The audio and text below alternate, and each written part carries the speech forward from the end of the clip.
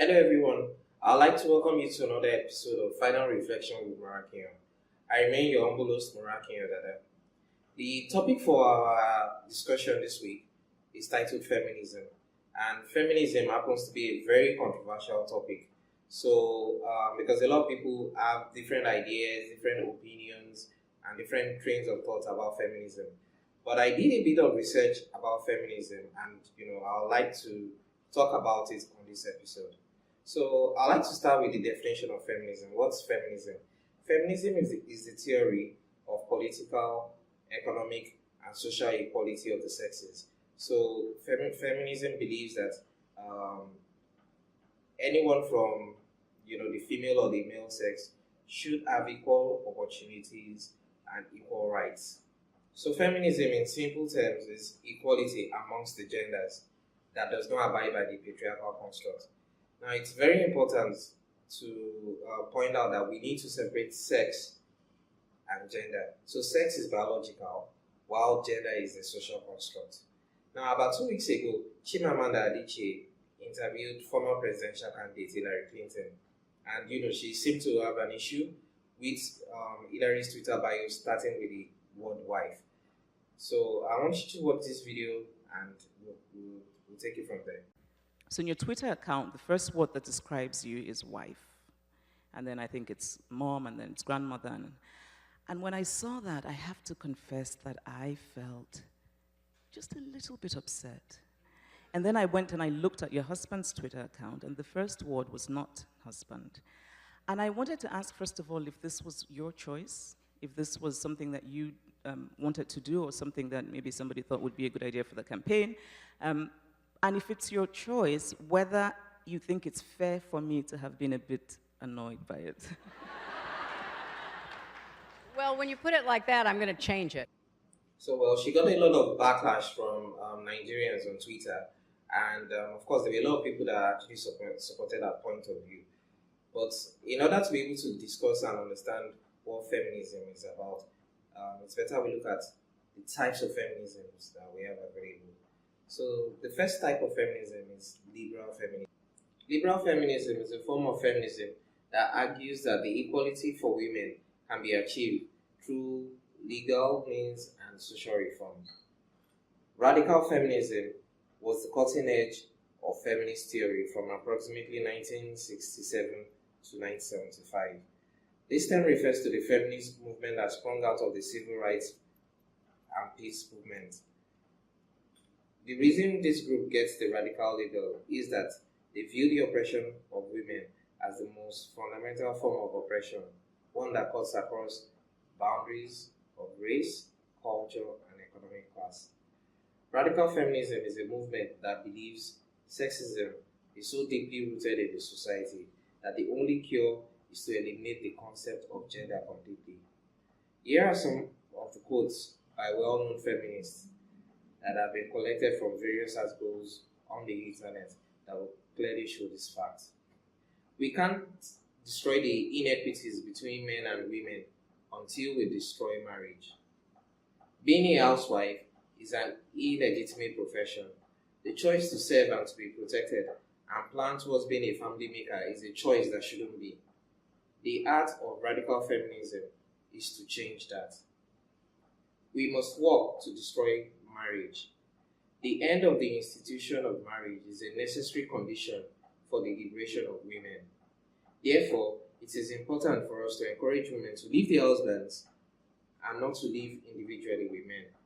All of history must be rewritten in terms of oppression of women.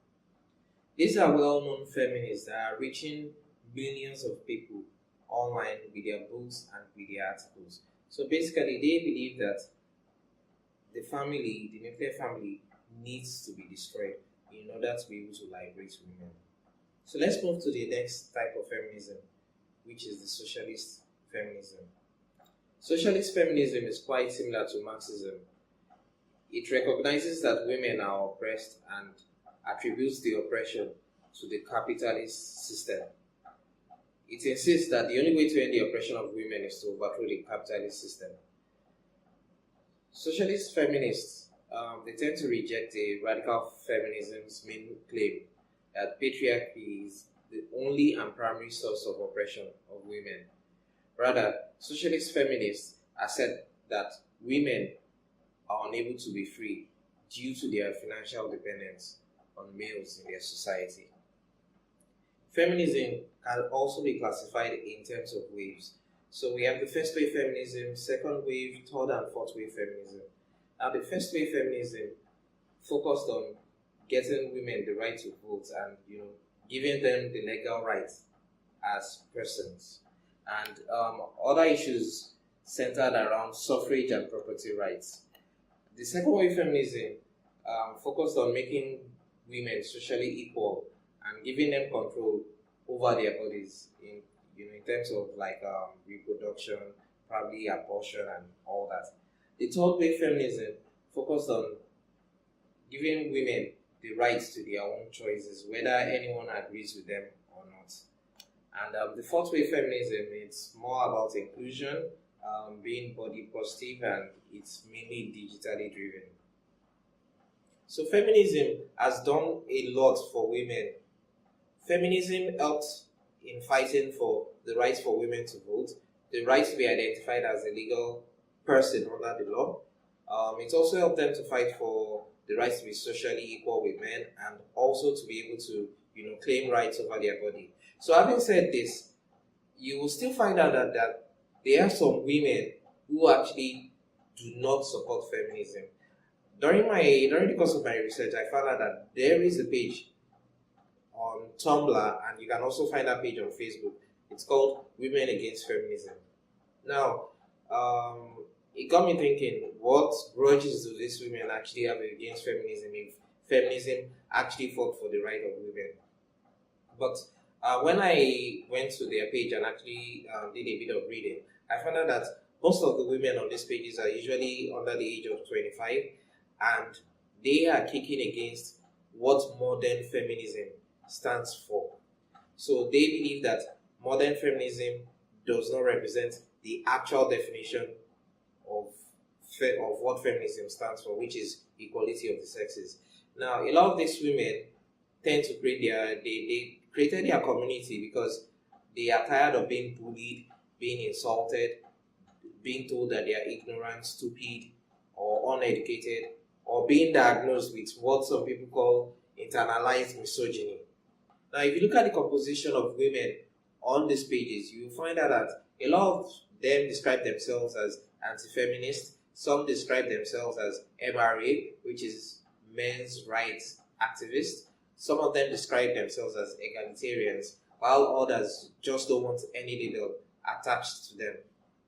Now, these women believe that men and women should have equal human rights and equality under the eyes of the law. But they believe that modern day feminism does not actually pursue this aspect. So their fight against feminism is that feminism only focuses on women's problems. These women believe that feminism only advocates for women's rights and not equality. In areas where women are actually thriving better than men, feminists strive to silently or actively oppose such reforms. Areas like family law, education, and mental health. So what these women are asking for is that they want gender-neutral policies and laws that will favor both men and women. So you might actually believe that these women are actually not making any sense. But I want you to watch this video and listen to the statistics of women actively leaving feminism behind. On the first half of your question, women don't agree with you. Fewer than 1 in 5 women in America describes themselves as a feminist, even though over 85% of them believe in inequality between the sexes. Why? Because they know that feminism has become something different now. That is, women are abandoning it in their millions. Women don't want feminism anymore. They have rejected your version completely. They don't agree with you. In the UK, the numbers are even worse. Just 7% of women in the UK describe themselves as feminist, despite the fact that 92% of women in the UK believe in equality of the sexes. It's very clear what's happening. They don't believe that those two things mean the same, because if they did, they'd give the pollsters the same answer to both those questions. Another thing I would like to talk about is the MRA, which means men's rights activists, or some people call them men's rights movement. These are a group of men and women who actually believe that feminism is not speaking for men's rights. So even though feminism gives us the idea that it's all about the equality of the sexes, but this group of people believe that feminism doesn't speak about issues that are actively affecting men. So a lot of feminists believe that this group of people, they are anti-feminists and they are anti-progressives. But I did a bit of research about them, and these are some of the issues that this group is trying to address. Some of the common concerns that the MRA has is the family court system, where men are forced to pay alimony while not considering their feelings when giving custody of children. Another thing is government programs that assist only women instead of both genders. Men tend to suffer the same abuse as women. This has been statistically proven. The right to opt out from raising a child, men don't have this right, and women can easily opt out of a pregnancy by going for an abortion. Another issue the MRA has is false rape accusations, which does not tend to get enough attention, because a lot of women that falsely accuse men of raping them actually just go scot-free, even though they commit perjury in the court. Another issue that they have is radical feminism, the intent by radical feminists to destroy the family system. Another thing the MRA actively speaks against is the wage gap myth. This has been debunked severally by so many reputable researchers, but feminists still keep propagating this falsehood that women earn 77 cents compared to $1 that men earn. And how they came about this result was that they calculated all the wages of women and men, and they found the average, and they arrived at 77 cents to $1.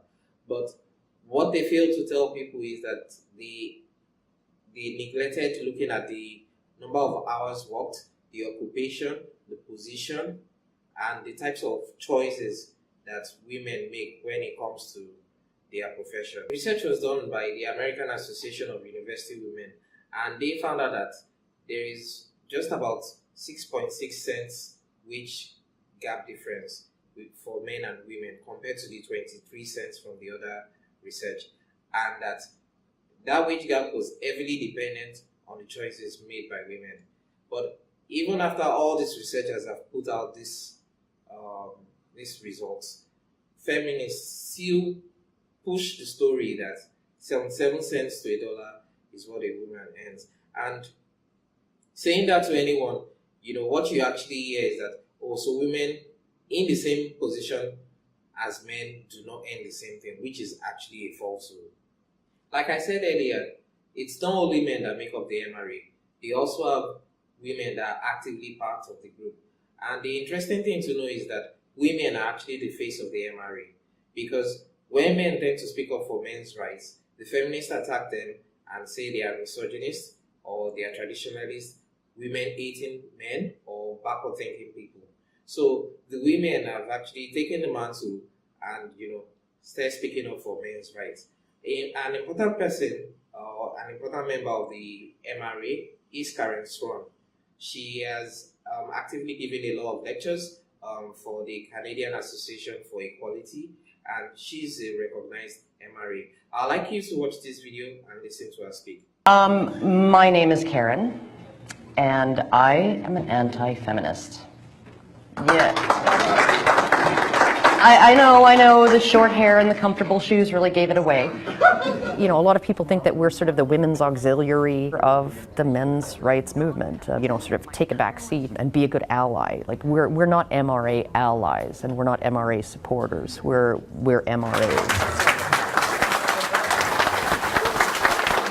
Feminism wants to pretend that men are a monolithic perpetrator class and women are a monolithic victim class, but that just isn't the way it works in the real world. So that's really why I oppose feminism, why I try and pick it apart and try and do my best to discredit it wherever I can. So Another thing that I'd like to talk about is rape and male victims. Now, we all know that rape is a very bad thing. It's not wanted in the society and nobody supports it. So the MRA, they actively speak against this. But I want you to listen to how the CDC describes or defines rape. Researchers from the CDC, that's the Center for Disease Control and Prevention, try to differentiate between being forced to penetrate and rape. Listen to what they said. Being made to penetrate is a form of sexual victimization distinct from rape that is particularly unique to males and, to our knowledge, has not been explicitly measured in previous national studies. It is possible that rape questions in prior studies capture the experience of being made to penetrate someone else, resulting in high prevalence estimates for male rape in those studies. According to the MRA, this definition is quite harmful because what this means is that due to the anatomy of a man, a woman cannot rape a man. And we know that males penetrate females, so this is actually very false. And another argument they have is that if the story was to be reversed, there would be outrage from the feminists, claiming that they are not trying to protect the rape victim.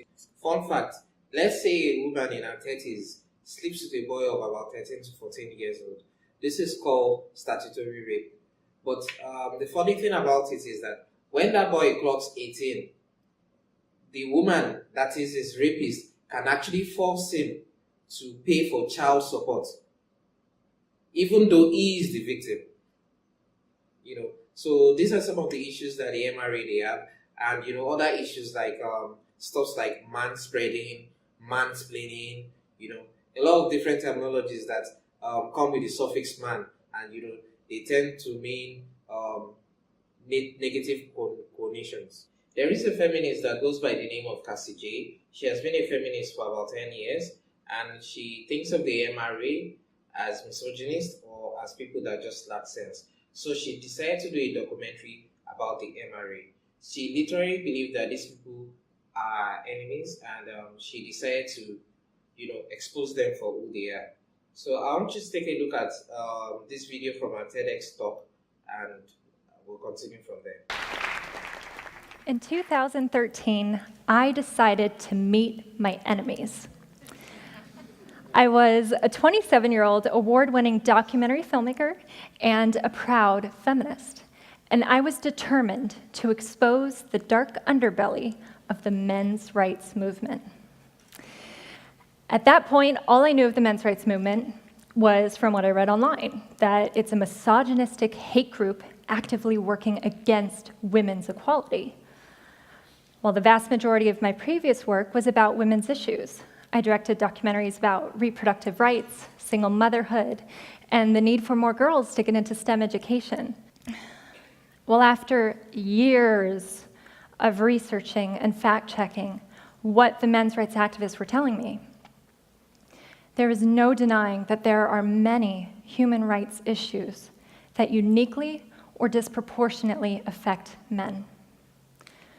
Paternity fraud uniquely affects men.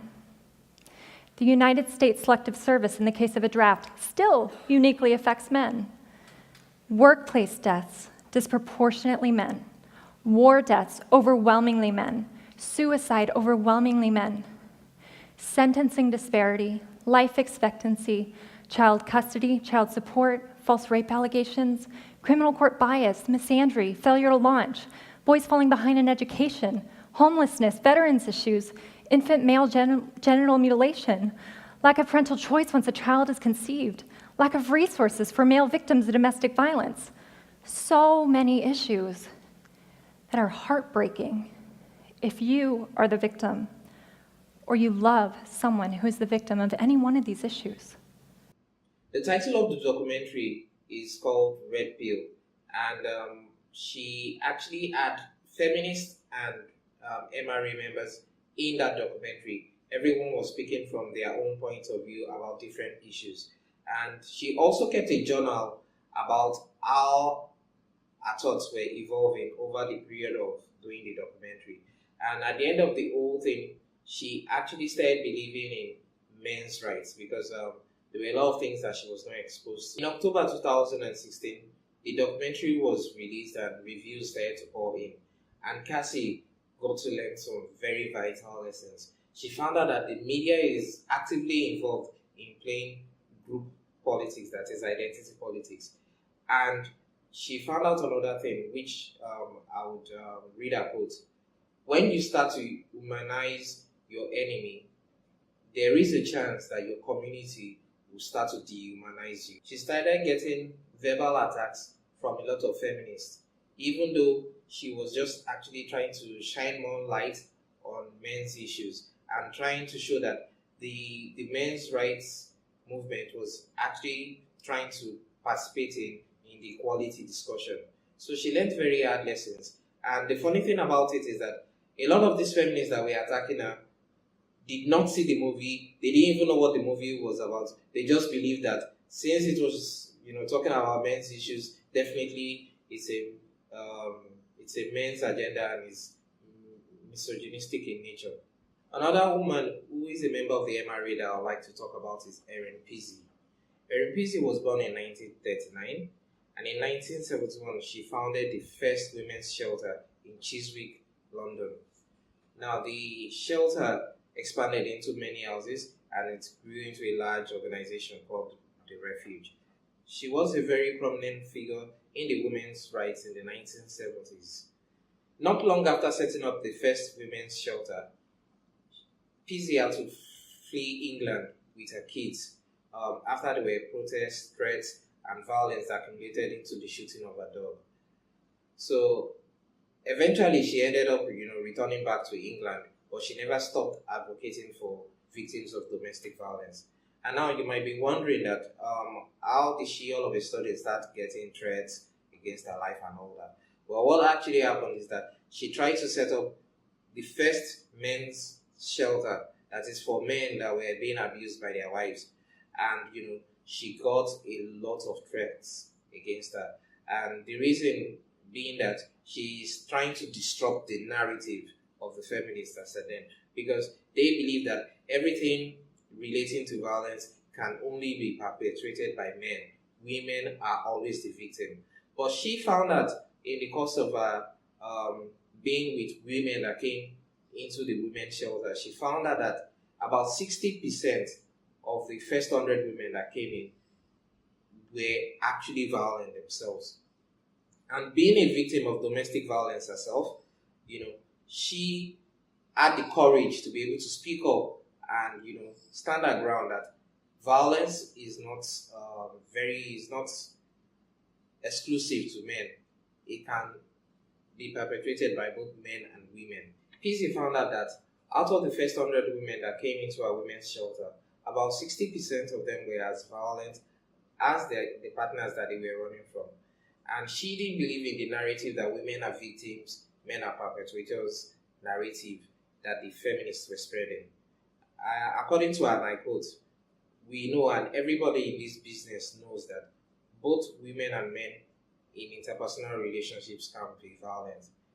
Peasy was a victim of domestic violence herself. She mentioned that her mom usually abused her because she looked like her father. She believed that we need to stop the narrative of only men being the aggressors and that women need to start looking at themselves and be honest about their own violence. She also mentioned that domestic violence can actually be traced back to 3 generations, and she actually carried out a survey amongst the women within her shelter, and she found out that a lot of the women that were violent had actually experienced domestic violence, probably from their parents or grandparents. Now, I would like you to listen to what Erin Peasy has to say. Violence against women, they get something like, it's $1 billion and over a year. And an awful lot of that goes on really supposedly rehabilitating men, but essentially punishing them with something that's called the Duluth model. That's what Harry was telling me about today, but I haven't heard a lot about that before. The Duluth model was I think it was Minnesota where it was designed. And essentially, before a man he has to apologize for being a man, because Behind the radical feminist ideology is that all men are potential batterers and rapists, because it's the patriarchy, it's the Y chromosome. And one of the saddest parts of all this is, from my point of view, is seeing both the children coming in and the terrible damage that's done to both boys and girls. The idea that you can actually say that only boys are affected by domestic violence is actually ludicrous. Or girls? Only girls? Well, basically, no. As far as the radical feminist movement are concerned, and the refuge movement's concerned, it's the boys who are going to be potentially the perpetrators, and girls who are going to be the victims. Of course, that's rubbish. During the course of my research, I stumbled upon this bibliography containing about 286 scholarly investigations dating from 1979 to 2012. And what they were mainly investigating was women versus men violence. Now, I would only put up about 4 of these studies for you to see because of time constraints, and I will advise that for those that are interested, you can actually check for the link in the description section of my YouTube video. Findings revealed that 54.6% of men versus 74% of women indicated that they would respond aggressively if their partners provoke them verbally. And 51% of men and 76% of women revealed that they would respond aggressively if their partner physically provoked them. In this study, 55% of women had non-violent partners and 50% of men had non-violent partners. In the second study, 73% of women had non-violent partners and 58% of men had non-violent partners. Another study from Botswana found no significant differences between men and women with regards to physical perpetration of partner violence. Final study, which was done in Canada, found out that the overall violence index for men in America was about 10.6, and in Canada it was 18.3, while the overall violence index for women in America was 12.2, and in Canada it was 25.3. I would like you to listen to what Dr. Tonia, an expert in intimate partner violence, what she had to say about all this. Most of you are probably very familiar with the story of Hans Christian Andersen and the notion of the emperor who was duped by the weavers. So essentially, 2 con artists convict a vain emperor, convince him that they are providing him with the very finest cloth. And he marches through town then, essentially in his birthday suit. So he probably looks quite ridiculous, but the weavers have convinced the emperor and everyone in town that you can't see the cloth if you've risen above where you should be in life, in your station in life. So essentially, you're stupid, you're ridiculous if you can't see that fine suit that he's wearing, right? So they're using bullying, condescension, essentially to convince people of their way of thinking. It took a small child, actually, in the story, the way that it goes, it's a small child who says the emperor is walking through town with only his underwear on. But I think there's a lot of parallels between that story and what's really evolved in the intimate partner violence field and public policies around this issue. A lot of similar pressures and tactics, if you will, have been used to brush the research, if you will, under the rug, to ignore, deny, to blame, to name call. And here we have some of the pioneers in the field. So the conclusion here is that violence has no gender, violence has no race. It depends on the individual. Violence can be perpetrated by a woman and it can also be perpetrated by a man. So we need to stop this narrative that only men can be violent. Now, I'm not saying, or I'm not trying to belittle women that have been abused in their relationships. All I'm trying to say is we should be able to have civil discussions and be able to understand that violence can go either way. Sweden has claimed itself to be the first feminist government in the world. And if you look at statistics, the level of gender equality in Sweden is actually very high. So I would like to show a video of a family raising 2 boys. But before we go to the video, I would just like to point out that Sweden is trying to raise their children to be gender neutral. That is, they don't use pronouns like him or her. Instead, they use the genderless pronoun called N, H-E-N, like N for chicken. So instead of the teachers addressing the kids by him or her, they just call them by this genderless pronoun. Now, the video I'm about to show you shows a family raising 2 boys as gender neutral. But what you will actually find out in the video is that these boys are actually being raised as girls. And another thing is that you will find out that there is no man within the family. You would actually see a woman who, has beards, and, she happens to be, I don't know whether she's the father or the mother of the kids. But I'd like you to watch this. Förra somras så kom det liksom jättemånga barn och liksom bara sa till mig, är du kille eller tjej, är du kille eller tjej? Så svarade liksom ingenting. Sen så svarade jag att jag var båda. Sweden is the most forward-thinking country in the world when it comes to questioning gender. The gender-neutral pronoun hen is now commonly used by most Swedes, and government-funded gender-neutral kindergartens often spark controversy in the foreign press.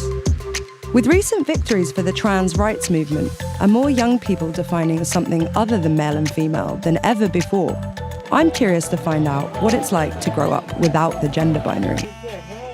Hello, Amelia, nice to meet you. How are you? This is Nico. Hello. This is Margareta, and nice this to meet is you. Mika. What does this say? Det här är supermjuka hjältar. Vad säger jag? Ja, men superhjältar, de kan vara som vanliga människor. Spiderman måste också gå på toaletten. Batman dansar ballett. Med lilla bebisen. So these pictures are basically breaking down the boundaries as different stereotypes. This is like a soft father figure we're seeing. Precis. Och tvärtom då? Sleeping Beauty says no. Ja.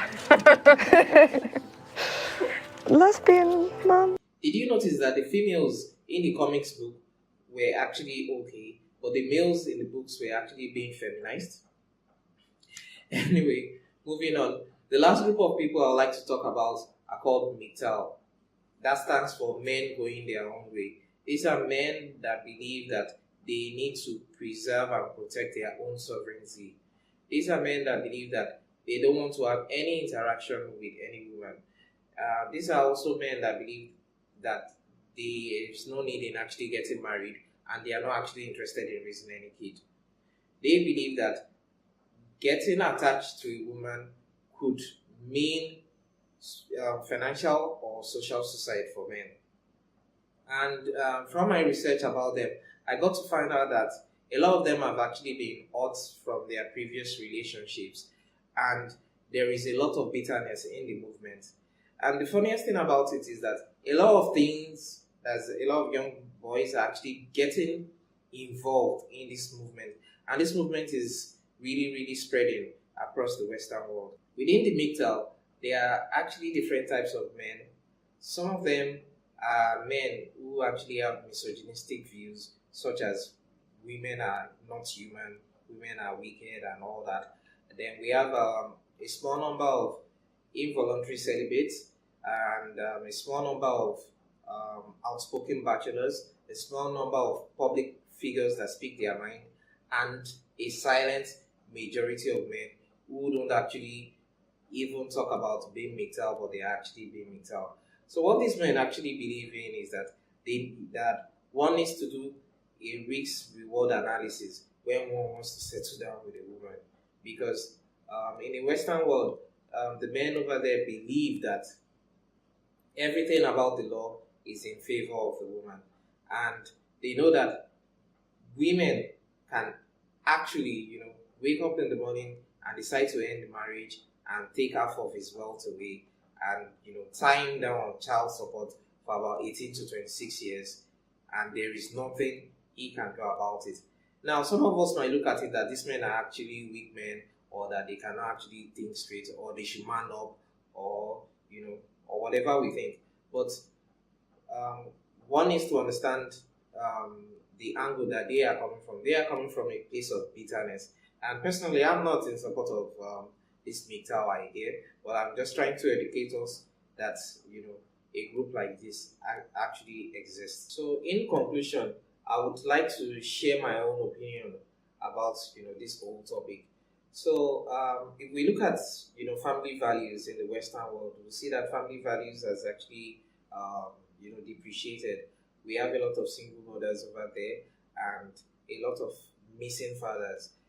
A lot of black men are incarcerated. Almost about 93% of them are incarcerated, leaving women to take care of child rearing.